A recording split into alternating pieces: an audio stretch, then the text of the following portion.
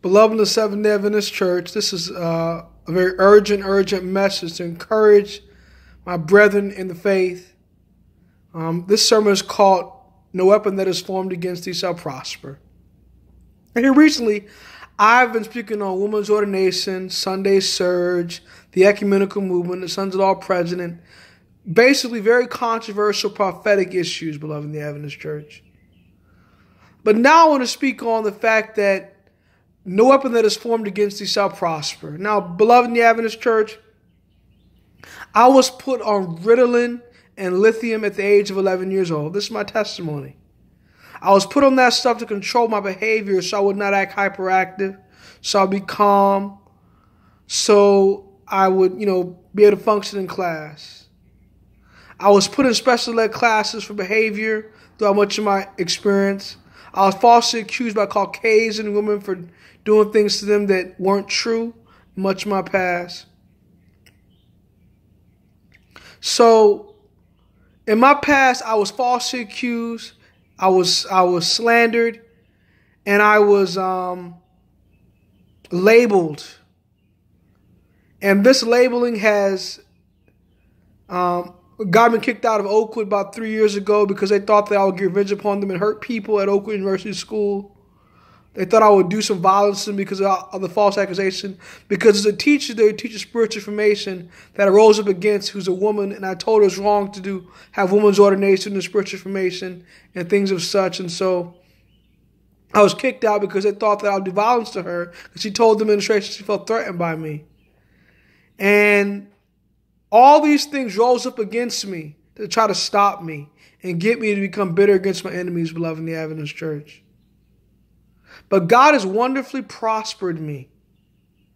The Bible says in Isaiah 55, and this is an encouragement to all of us who have hard trials with our enemies at times. Isaiah 55:17 says, "No weapon that is formed against thee shall prosper, and every tongue that shall rise against thee in judgment thou shalt condemn. This is the heritage of the servants of the Lord, and the righteousness is of me, saith the Lord." So, beloved in the Adventist Church, you feel like your family are putting you down because you may have an emotional disorder, or maybe you have bow legs, you have to have a surgery in your legs. Like I had a surgery at a hospital to fix my legs at the Shriners Hospital in Chicago. Or maybe you have slurred speech or some issue you may have, you think that is stopping you. Beloved, just show love and forgiveness. Show kindness toward them. Don't get revenge upon family or so-called friends who come in your life and speak negatively of you about yourself. Speak positive words into their lives. Be kind to them. Pray for your enemies. Bless those who curse you. And all those words that rise up against you will fall back on them. People that mistreat you, beloved, will end up dropping dead because of their false accusations, beloved. They're going to end up dropping dead. I have one family member who dropped dead while telling me that I would never amount to anything. That I would, if I stopped taking my medication, I would drop dead and all these things. And while that person was telling me these things, he was dropping dead. So, beloved in the Adventist Church, no weapon that is formed against thee shall prosper. It won't work, beloved in the Adventist Church. Trust in God. Believe in Him. And you know what? The way to heal these emotional disorders, these cancers, these diabetes, the way to heal these is through New Start. Exercise, water, rest, temperance, divine trust in God, remedies like black cohosh and 5-HTP and St. John's wort, and prayer. And you don't need people to affirm you.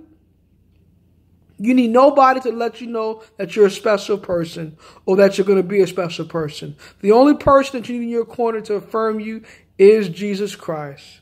And He's already affirmed you. He said, "Before I formed thee, I ordained thee a prophet unto the nations." He said, "I have loved thee with an everlasting love."